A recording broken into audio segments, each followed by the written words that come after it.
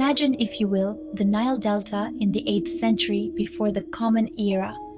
Here, on a collection of islands, a magnificent city was taking shape.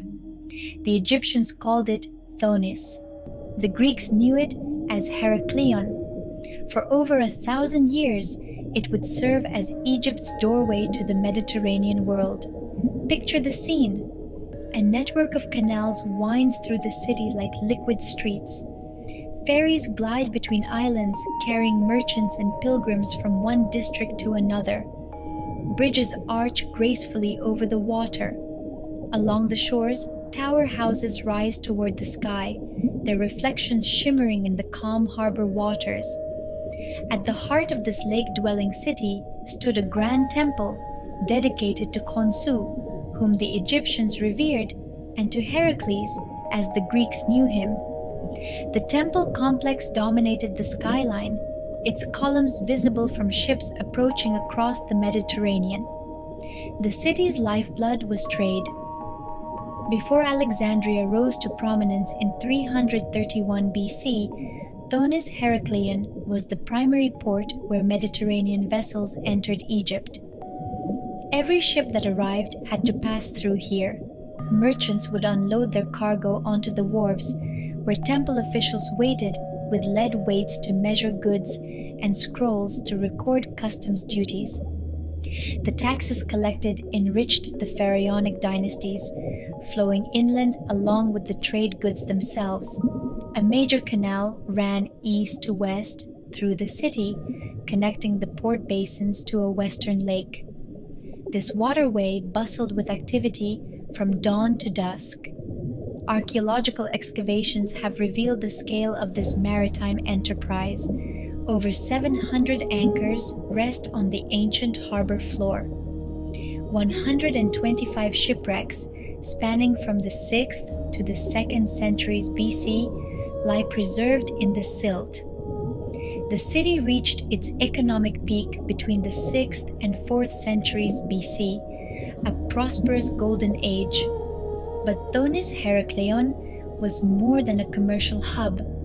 It was a sacred place, drawing pilgrims from across Egypt and the Greek world. The city housed major temples to Amun-Gereb, Osiris, Hercules, and Aphrodite. During the month of Koyak, the city came alive with the annual Mysteries of Osiris procession. The god's sacred boat would travel from Thonis Heraklion to nearby Canopus, and crowds would line the canals to witness the divine journey. In the 4th century BC, King Nectanebo I expanded the Temple of Amun, reinforcing the city's importance in dynasty continuity rites. A Greek-style Doric temple stood alongside the Egyptian sanctuaries, a testament to the cultural fusion that defined this place. Greeks were welcomed here, allowed to live, trade, and worship their own deities while respecting the Egyptian gods. The city reflected a remarkable blending of worlds.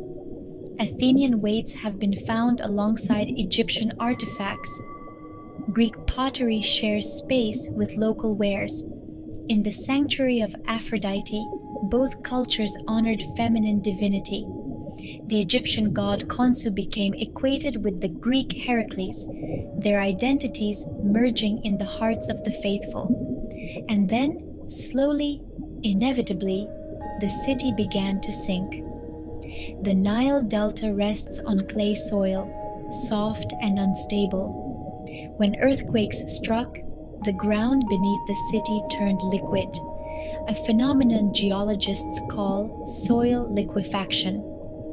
Buildings that had stood for centuries suddenly collapsed into the harbor basins. Tsunamis surged inland, overwhelming the low-lying islands. Sea levels rose gradually over the centuries. By around 101 BC, the city had suffered catastrophic subsidence. By the 8th century AD, during the Roman and early Arab periods, the last remnants of Thonis Heraklion disappeared beneath the waves. For more than 12 centuries, the city lay forgotten, hidden under the Mediterranean waters. Then, in the year 2000, French underwater archaeologist Franck Godillot and his team made an extraordinary discovery.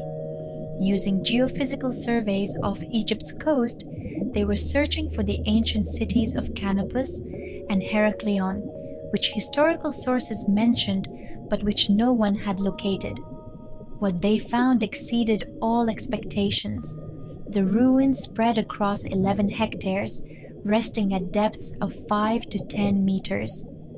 As divers descended into the Mediterranean, they found themselves swimming through ancient streets. And then they discovered the artifacts, a colossal statue of Hapi, the Nile flood god, carved from red granite, measures 5.4 meters in height. Statues of Ptolemaic kings and queens gaze upward through the water toward the surface light. A rare Ptolemaic fast galley, 25 meters long, rests on the seafloor, its mortise and tenon joints still intact, perfectly suited for navigation on the Nile. Stone stelae lie where they fell, their inscriptions still legible. One stele, commissioned by King Nectanebo I, names the city in both its forms, Thonis Herakleion. This single artifact proved what scholars had long suspected, that the Egyptian Thonis and the Greek Herakleion were one and the same place. Granite columns, pottery, coins, and everyday objects reveal the details of life in this opulent city. Temple ruins shelter fish now, where once priests performed sacred rituals. The excavations continue, led by the European Institute for Underwater Archaeology, slowly mapping the extent and layout of this lost world. In museums around the globe, exhibitions like Sunken Cities have displayed the treasures of Thonis Herakleion, allowing millions to marvel at what the sea preserved. The city offers us insights into Egypt's maritime past, into the geology of the Nile Delta, into ancient trade routes that connected civilizations. But perhaps most fascinating are the mythological connections. Ancient poets and writers linked Thonis Herakleion to the stories told by Homer. Some tales claim that Paris and Helen, fleeing Sparta, landed at this very port and were judged by Proteus, the sea god. Other versions said that Menelaus stayed here with the noble Thonis during his wanderings. The poet Nicander wrote of Canopus, the helmsman who died from a viper bite on the city's sands. In the 6th century BC, the poet Stesichorus referenced Helen in Egypt, weaving the city's temple of Heracles into the mythology. These stories elevated Thonis Herakleion's fame throughout the Greco-Egyptian world, making it a place where history and legend intertwined. As you drift towards sleep, picture that ancient city as it once was, sunlight glinting off canal waters, the sound of ships' rigging creaking in the breeze, priests chanting in the temples, merchants haggling in the markets, pilgrims arriving for the sacred festivals. Then let that image fade, sinking slowly like the city itself, settling into the peaceful darkness of the deep.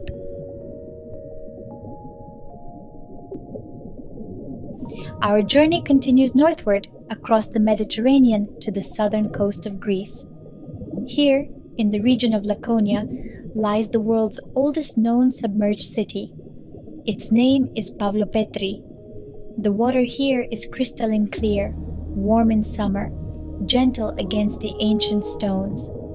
Just 20 meters from Paunta Beach, between a small islet and the mainland, the city rests in shallow water, 3 to 4 meters deep. Fish dart through doorways. Seaweed sways in courtyards where children once played. Pavlopetri's story begins long before it was discovered by modern archaeologists. The first person to note something unusual here was Phokion Negris, a Greek geologist who in 1904 observed submerged ruins off the coast. But it would take more than 60 years before anyone understood what lay beneath those waters.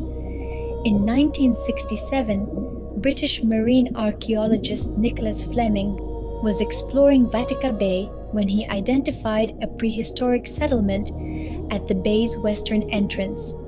The following year, archaeologists from Cambridge University conducted the first systematic survey. Armed with snorkels and tape measures, they carefully mapped what they found: the remains of a Bronze Age town, its street plan still visible, its buildings still distinguishable. The site is remarkable in its extent. It spans nearly 50,000 square meters, an area equivalent to about 7 soccer fields. The urban plan is almost complete, with straight streets intersecting at regular intervals, courtyards opening off the main thoroughfares, and the foundations of at least 15 multi-room buildings. Some of these structures contain up to 12 rooms, suggesting prosperous households or perhaps administrative buildings. The city's cemetery tells its own story. 37 sized graves and 2 chamber tombs form part of an early Bronze Age burial ground that extends from the submerged area to the shore. These graves offer a window into the social structure of ancient Pavlopetri, revealing distinctions between different classes or family groups. Human activity here began in the final Neolithic period, around 3500 BC. Pottery from this era, discovered during excavations in 2009, pushes the site's history back over 5,000 years. But it was during the Bronze Age, starting around 2800 BC, that the town truly flourished. Pavlopetri's location was ideal for maritime trade. Situated on an isthmus that once linked Elafonisos Island to the mainland, the town commanded key sea routes. Ships traveling between Crete, the Cycladic Islands, and the northeast Aegean would stop here to trade goods and exchange news. Pottery vessels discovered at the site tell us about these trade connections. Large pithoi jars used for storing oil, wine, and grain link Pavlopetri to Minoan Crete. Other ceramics connected to the Cyclades and distant Aegean settlements. The town was part of a vast Bronze Age trading network that spanned the eastern Mediterranean. The inhabitants of Pavlopetri were skilled craftspeople. Loom weights found throughout the site indicate significant textile production. Obsidian blades, chert tools, and a bronze figurine reveal the diversity of crafts practiced here.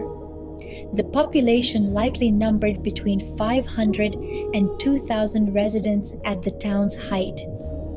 What makes Pavlopetri truly exceptional is its infrastructure. The settlement boasted a sophisticated water management system with channels and terracotta pipes similar to those found at Akrotiri on Santorini.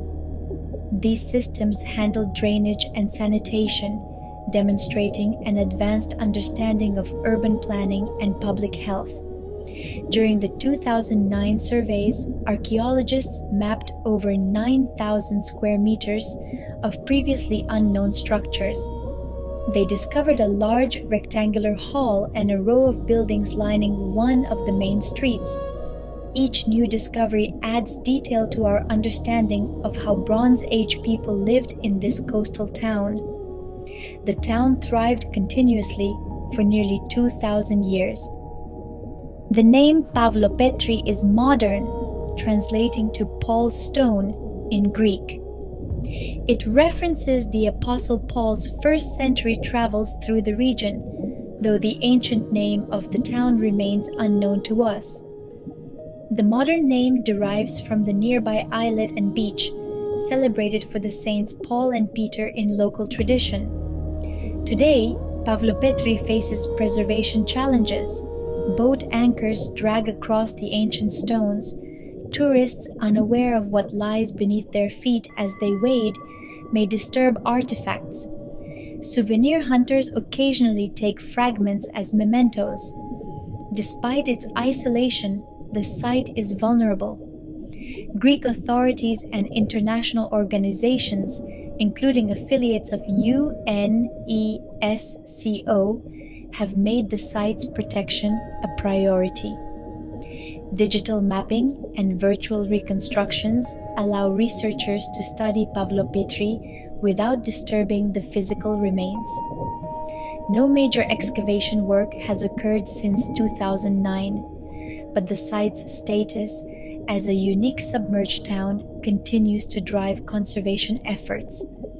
Over 30,000 square meters of the site have been digitally recorded. These records reveal fascinating details about social structure, visible in the different types of graves and the varying sizes of buildings. The data illuminates early urbanization, trade patterns, and engineering capabilities in prehistoric times.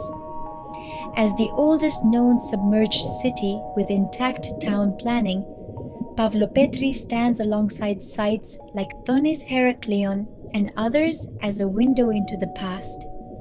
But Pavlopetri is unique in its age and in the completeness of its preservation. Walking through its streets, or rather, swimming through them, is to step back into the Bronze Age, into a world we thought was lost forever. Let your mind drift down through those clear Greek waters. Imagine the sunlight filtering through the surface, creating patterns of light and shadow on the ancient stones. Our journey now takes us eastward, across Asia, to China's Zhejiang province. Here, beneath the clear waters of Qiandao Lake, lies a city that vanished not through the slow work of geological forces, but through human decision. This is Xucheng, the Lion City, deliberately flooded in 1959. The story of Xucheng is unlike the other cities we have visited. This city did not sink through natural disaster or gradual subsidence. Instead, it was sacrificed in the name of progress, submerged to create a reservoir for the Shinan hydroelectric dam during China's rapid industrialization. The flooding displaced around 300,000 residents from over 1,300 villages. Families who had lived in these places for generations packed their belongings and moved to higher ground, leaving behind homes, temples, ancestral graves, and the entire fabric of their community life. It must have been heartbreaking to watch the waters rise, to see familiar streets disappear, to know that the world they had known was about to become an underwater tomb. Xucheng dates to the Tang dynasty, founded around 621 AD. This makes the city nearly 1,400 years old, though some historical records trace elements of its foundation back to the Eastern Han dynasty between 25 and 200 AD. For more than a millennium, it served as a key political, economic, and cultural center in eastern Zhejiang. The city was substantial in size, spanning an area equivalent to over 60 football fields. Its streets followed a careful plan, its districts serving different functions: residential quarters, commercial zones, administrative centers, and religious precincts. What distinguished Xucheng architecturally was unusual for ancient Chinese cities. It featured 5 ornate gates instead of the typical 4. These gates, each with its own tower, gave access to the city from different directions, allowing trade and travel to flow smoothly. The gates were works of art in themselves, decorated with intricate carvings and guarded by stone lions, the beast that gave the city its name. Throughout Xucheng, builders had incorporated 265 stone arches. Some of these date to 1777, during the Qing dynasty, though the architectural style spans several dynastic periods. The arches frame doorways, support bridges, and create covered walkways. They represent centuries of craftsmanship. When government planners decided to flood the valley, they did not choose the location randomly. The depth was deliberate, 40 meters or about 131 feet. This depth serves the dam's needs, but it has also had an unexpected benefit. The water has preserved the city in remarkable condition. Underwater, Shicheng is protected from weathering. Wind cannot erode the stone carvings. Rain cannot wash away the mortar. The sun's rays, which would fade and crack exposed surfaces, barely penetrate to the city's depths. The cold, dark water acts as a preservative, keeping Shicheng in a state of suspended animation. The city lay largely forgotten for more than 4 decades after the flooding. Then, in 2001, Chinese authorities organized an official expedition to explore and document Shicheng. What the divers found astonished them. The city was far better preserved than anyone had imagined. In 2011, Chinese National Geography magazine published images of the underwater city. The photographs captured the world's imagination.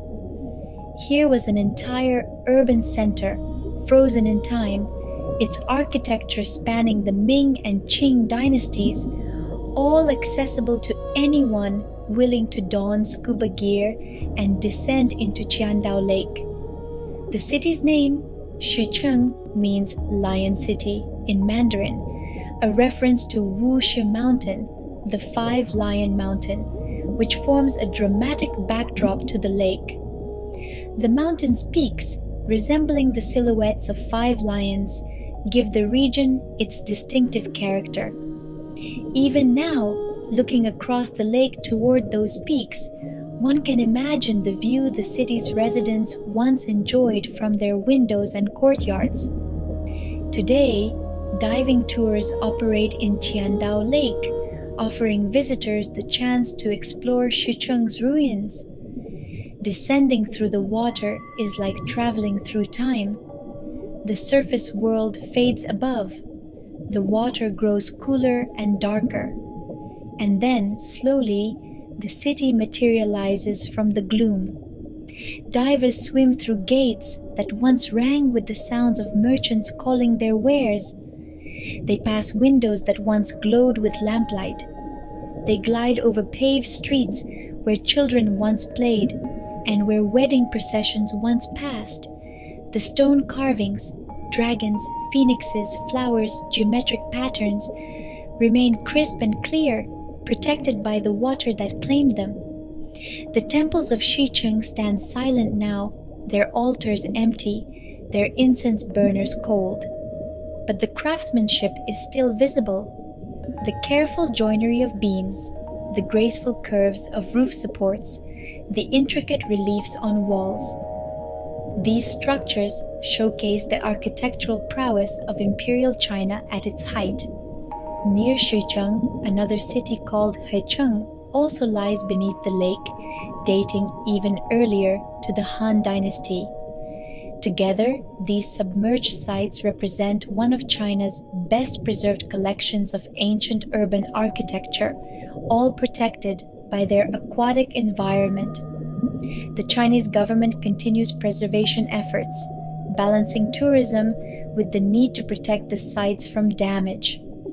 The story of Shicheng raises profound questions about the cost of progress, about what we lose in the pursuit of development, about the tension between heritage and modernity. For the families who once called Shicheng home, the city remains a powerful memory. Some of the displaced residents have returned as tourists, diving to see their former homes, swimming through neighborhoods where they walked as children. It is a strange and melancholy homecoming to visit one's birthplace wearing scuba gear, to see one's childhood home as a dive site. But there is also something peaceful about Xucheng in its underwater stillness. The city has found a kind of immortality in its submersion. Protected from the elements, it may last for centuries more, a time capsule of Ming and Qing dynasty China, waiting silently in the depths of Qiandao Lake. As you rest, imagine floating weightlessly through those ancient streets. The water holds you gently. Light filters down from far above. The stones around you have stood for hundreds of years and may stand for hundreds more. In this quiet underwater world, time moves differently, slowly, peacefully. Let that peacefulness flow through you now, carrying you towards sleep.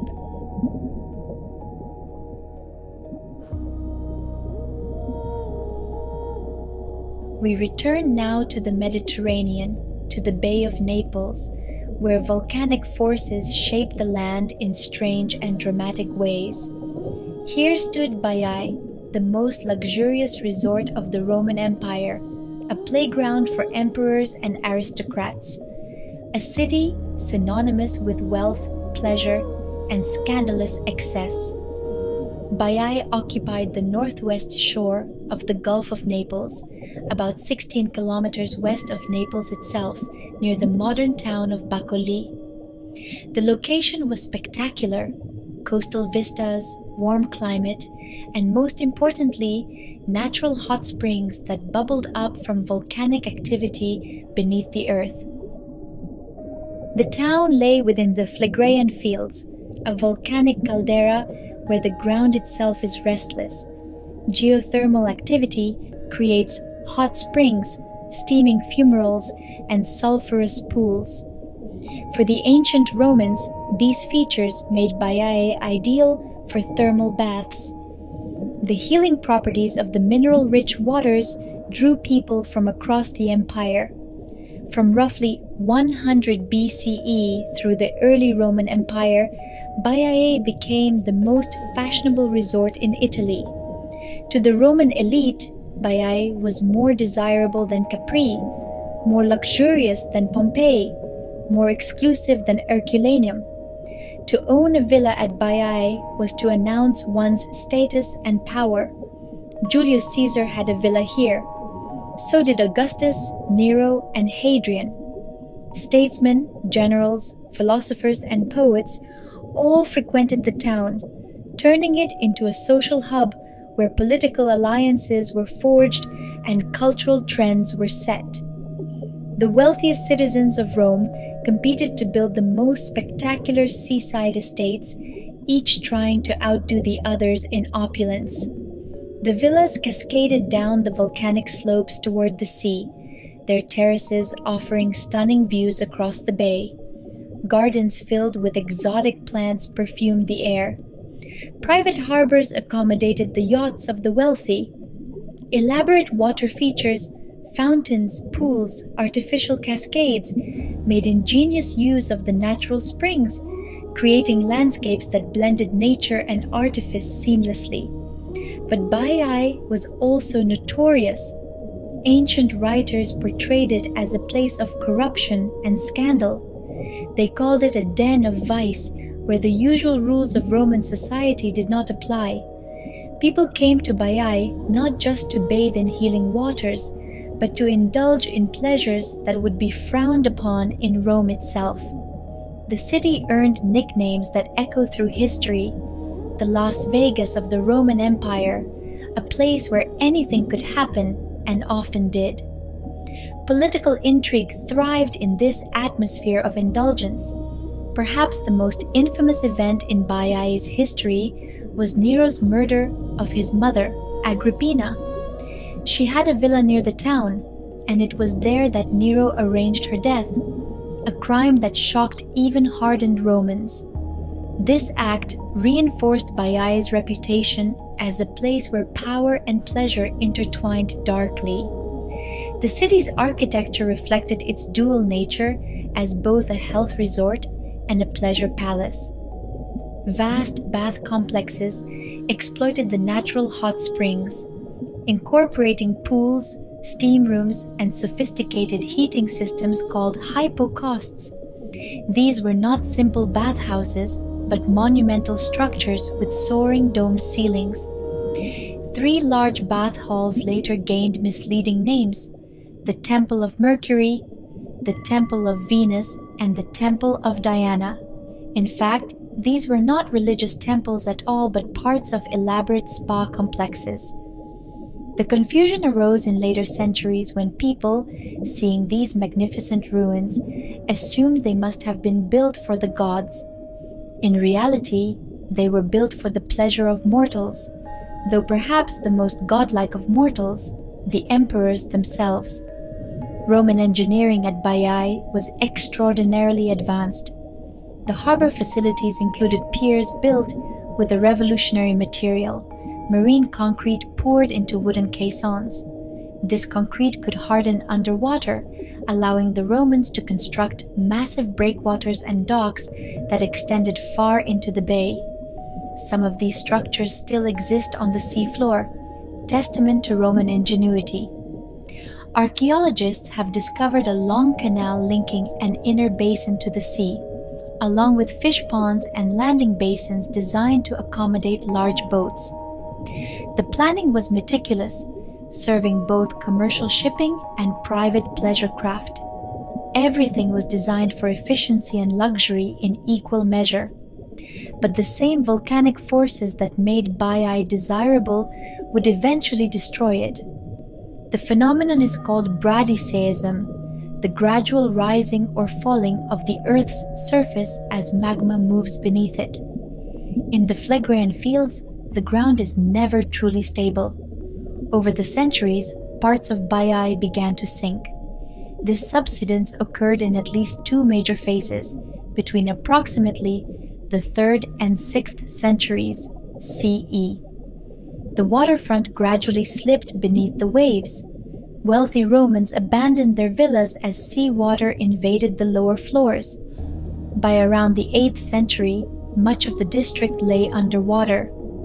Baiae's decline was hastened by other factors. After the fall of the Western Roman Empire, barbarian invasions destabilized the region. Muslim raiders attacked the coast in later centuries. Political instability made wealthy estates vulnerable to looting and neglect. Repeated malaria outbreaks drove away the remaining population. By around 1500, Baiae was effectively abandoned. Only scattered ruins remained visible on the hillside above the bay. On higher ground, a fortress was built in the 16th century, repurposing stone from the ancient villas. The once great resort became a footnote in history, its glory days a distant memory. But underwater, Baiae endured. The submerged portions of the city lay preserved beneath the bay, protected from looters and developers. Streets, mosaics, statues, and villa foundations rested on the seafloor, waiting to be rediscovered. Today, roughly half of ancient Baiae lies within the underwater archaeological park of Baia. Divers and visitors in glass-bottom boats can view the submerged city. Swimming through these waters is to enter a haunted landscape where marble pavements still retain their polish, where colonnades still stand in orderly rows, where statues gaze upward toward the light. The preservation is remarkable. Sculptures remain in situ, exactly where they fell when the ground subsided. Mosaics still show their intricate patterns, surprisingly colorful despite their long submersion. The ruins create one of the most extensive underwater archaeological landscapes from the Roman world. Marine archaeology projects continue to monitor environmental conditions at the site. Researchers document structures and work to protect them from erosion, biological growth, and human impact. The work is delicate. Every artifact is precious. Every piece of wall tells a story. The area has become a popular destination for cultural tourism. Visitors come to see not just the underwater ruins, but also Baia Castle and the surrounding volcanic landscape. The combination of natural beauty, historical significance, and the sheer drama of the submerged city makes Baiae one of Italy's most intriguing archaeological sites. As you imagine Baiae, picture it in its glory: torchlit feasts on seaside terraces, music drifting across the water, the wealthy and powerful reclining in scented baths, political plots whispered in shadowed gardens. Then see it as it is now: quiet streets beneath the bay, stone columns rising from the seafloor like fingers reaching toward the surface, fish swimming through rooms where emperors once slept. There is something fitting about Baiae's fate, a city dedicated to pleasure and luxury, to the fleeting joys of mortal life, now rests in a watery grave. But in that grave, it has found a strange preservation, becoming more enduring in ruin than it ever was in splendor. Let the image of those underwater ruins calm your thoughts: the gentle sway of seaweed, the play of light on ancient stone, the peaceful silence of the deep. Rest now and let the waters carry you into dreams. We sail now across the Atlantic to the Caribbean, to Jamaica, to a city whose reputation preceded it across the world. Port Royal, pirate haven, trading hub, the place they called the wickedest city on earth. Its rise was meteoric, its fall catastrophic, and its legacy endures in myth and imagination. In 1655, British forces captured Jamaica from the Spanish. They took control of a small settlement called Caguay on a long sand spit extending into Kingston Harbor. The British renamed it Port Royal and immediately recognized its strategic value. The harbor was deep and well protected, perfect for naval operations in the Caribbean.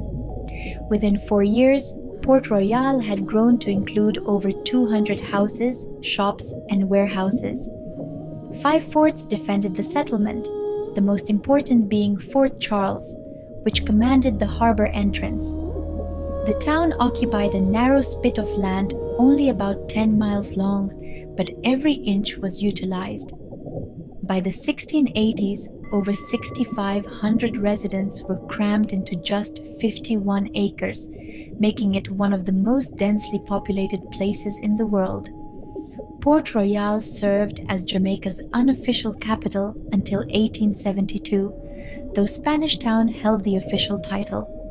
But in terms of economic and military importance, Port Royal was the true center of British power in the Caribbean. The city's defining characteristic emerged early: pirates. In 1657, Governor Edward Doyley made a fateful decision. He invited the Brethren of the Coast, pirates who had been expelled from Hispaniola by the Spanish, to make Port Royal their base.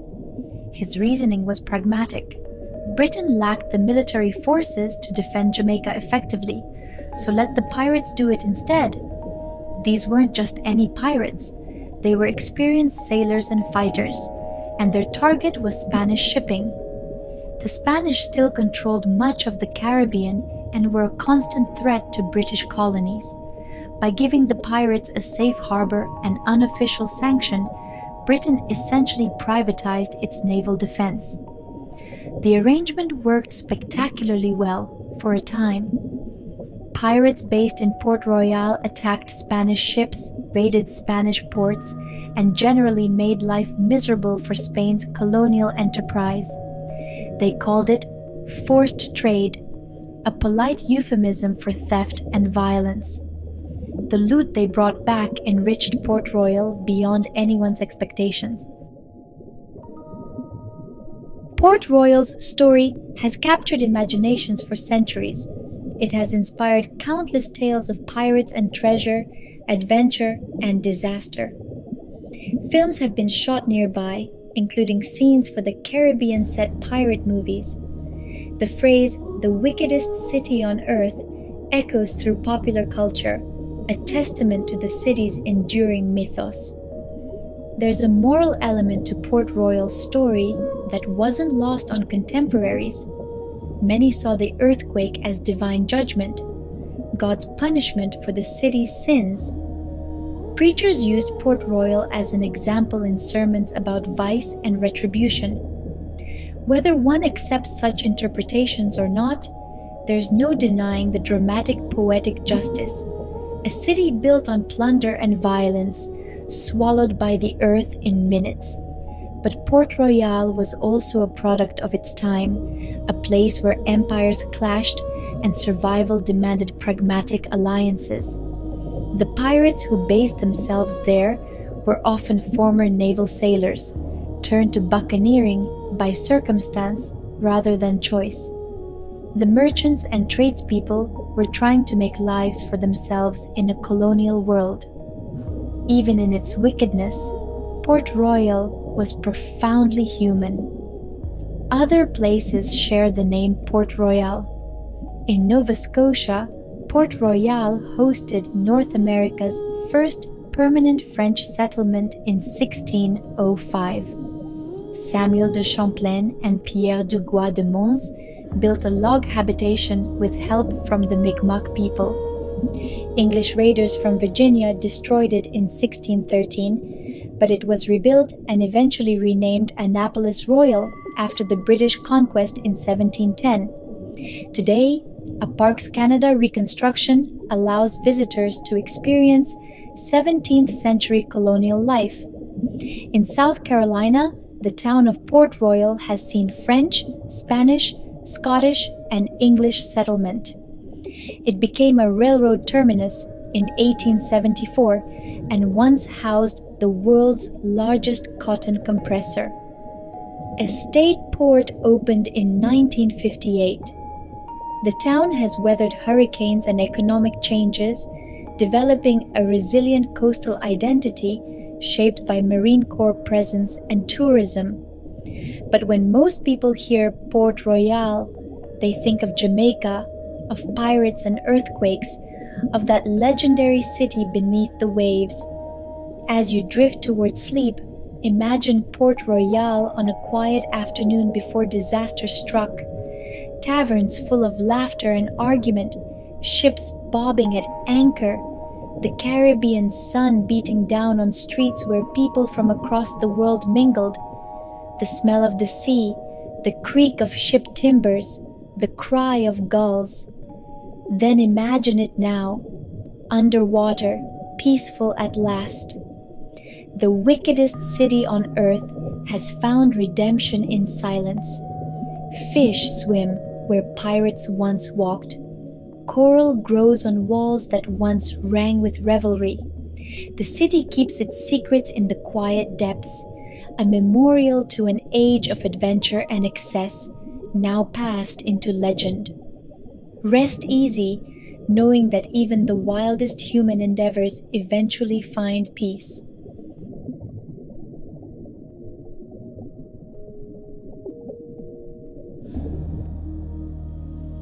Our final destination takes us far back in time, to an era when human civilization was still finding its form. We travel to the coast of Israel, to a site that predates all the others we have visited. This is Atlit Yam, a Neolithic village that sank beneath the Mediterranean 9,000 years ago. In 1984, marine archaeologist Ehud Galili was surveying the seafloor near the village of Atlit, close to the city of Haifa. What he discovered would revolutionize our understanding of early human settlement. Underwater, at depths of 8 to 12 meters, he found the remains of an entire prehistoric village, preserved in remarkable condition by the sandy seabed. The site covers 40,000 square meters, making it one of the largest known prehistoric submerged settlements. But size alone doesn't convey Atlit Yam's significance. This village offers us a window into a crucial moment in human history, the transition from nomadic hunter-gatherer life to settled agricultural communities. Atlit Yam dates to the pre-pottery Neolithic Sea period, spanning the late 7th to early 6th millennium BCE. This was a time before people made ceramic pottery, relying instead on stone and organic containers. The inhabitants of Atlit Yam were among the first humans to establish permanent year-round settlements, to cultivate crops, to domesticate animals, to invest in a particular place and build a future there. The village shows clear evidence of this mixed lifestyle. The people grew wheat on the fertile coastal land. They raised sheep, goats, pigs, dogs, and cattle, some of the earliest evidence of animal domestication in the Levant. But they also fished extensively and foraged for wild plants. Over 6,000 fish bones and remains of over 100 plant species indicate that the sea and the land both sustained them. They were skilled craftspeople. Excavators have found thousands of flint tools, sickle blades for harvesting grain, arrowheads for hunting, scrapers for working hides. The flint was sourced from quarries about 10 kilometers away, indicating trade networks or organized expeditions to gather raw materials. The architecture of Atlit Yam tells us about social organization. Houses had stone foundations with walls likely made of wood and reeds. The buildings clustered together, suggesting a tight-knit community. Some structures appear larger or more substantially built than others, hinting at social differences or perhaps communal buildings for shared activities. The most intriguing feature of Atlit Yam is its megalithic structure. 7 standing stones form a semicircle around what was once a freshwater spring. The stones bear cup marks that may have ritual significance. 3 oval stones nearby feature grooves that resemble human figures. This arrangement suggests religious or ceremonial practices, perhaps related to water worship or rites of community gathering. Water was central to life at Atlit Yam. The village had at least one stone-lined well, an impressive engineering feat for the time. The well was between 5.5 and 10.5 meters deep, a major undertaking with Neolithic tools. When first constructed, the well provided fresh drinking water. Later, as sea levels rose and the water table changed, the well became salinized. At that point, people used it as a dump, filling it with refuse. This allowed archaeologists to recover tools, bones, and plant remains that tell us about daily life in the village. The human remains discovered at Atlit Yam are especially revealing. 65 burials have been found, including 10 bodies in flexed positions beneath clay and sand. These graves offer insights into burial practices and beliefs about death and the afterlife. One burial is particularly significant, a mother and child, discovered in 2008. Medical analysis revealed that both suffered from tuberculosis, making these the world's oldest known cases of the disease. The pattern of infection suggests the child contracted TB from the mother, likely at birth. This finding has important implications for understanding the evolution and transmission of diseases in early human communities. Several skeletons show evidence of ear conditions, possibly caused by frequent cold water diving. This suggests that some members of the community specialized in diving for seafood, perhaps gathering shellfish or fishing in deeper waters. The recurring ear problems indicate this was a regular activity, not occasional. The preservation at Atlit Yam is exceptional. Salty water, clay, and sand created an oxygen-poor environment that sealed the village. Wood, bones, and organic materials survived intact for millennia. Even plant remains are preserved. Archaeologists found carbonized grain with weevil infestations still visible, offering detailed evidence of food storage practices. Why did Atlit Yam sink?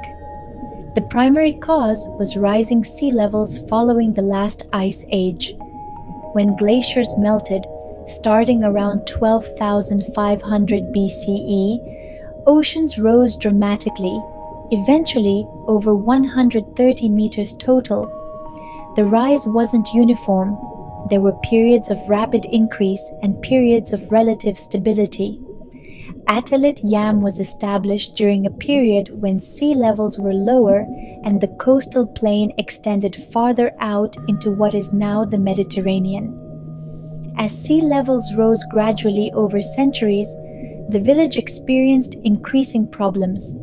The freshwater spring became brackish, then salty. The well stopped providing drinkable water. Farmland near the shore flooded during high tides. Eventually, the rising sea made the location untenable and the inhabitants abandoned the site. Some researchers have proposed that a sudden tsunami contributed to Atlit Yam's abandonment.